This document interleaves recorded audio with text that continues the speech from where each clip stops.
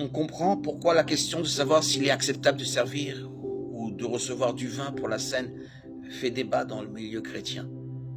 En examinant le sujet, n'oublions pas que le plus important est ce que représente le liquide qui se trouve dans la coupe, le sang versé de notre Seigneur et Sauveur, instituant la nouvelle alliance.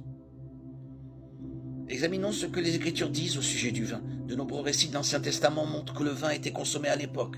Le vin apparaît et l'homme en abuse pour la première fois à l'épisode de l'ivresse de Noé, qui s'est dévêtu dans sa tente, Genèse 9, 21. Plus tard, le roi Melchisédek a servi du vin à Abraham, Genèse 14, 17, 18. En Exode 29, 40, Dieu ordonne d'utiliser du vin dans le cadre du système sacrificiel. Quand David est devenu roi, ses hommes ont festoyé pendant 3 jours, avec de la nourriture et du vin. 1 Chronique 38, 40. En fait, le psaume 104, 15 dit que Dieu a fait le vin qui réjouit le cœur de l'homme.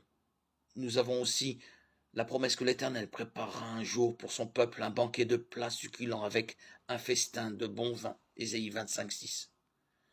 Dans le Nouveau Testament, le premier miracle de Jésus était de changer l'eau en vin à l'occasion des noces de Cana.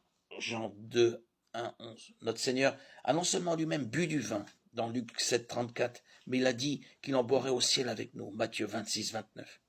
De plus, l'apôtre Paul a conseillé à Timothée de prendre du vin au lieu de ne boire que de l'eau, afin de faciliter sa digestion, 1 Timothée 5, 23.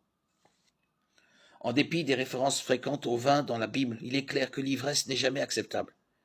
Éphésiens 5, 18 le dit très succinctement, ne vous enivrez pas de vin, cela mène à la débauche.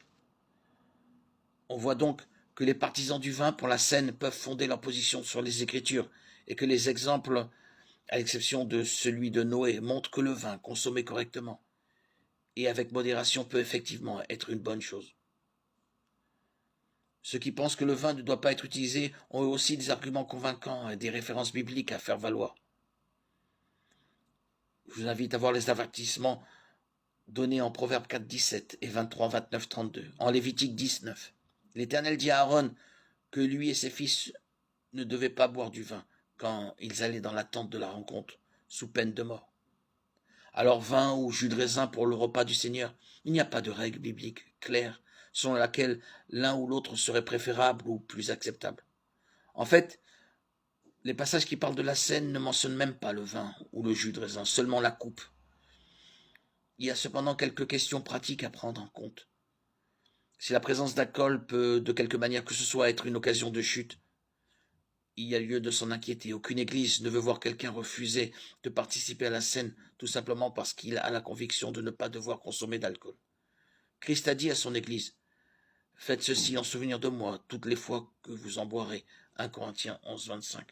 Il serait donc dommage que la présence de vin détourne l'attention de quelqu'un, nous poussant ainsi à mépriser le commandement de Christ.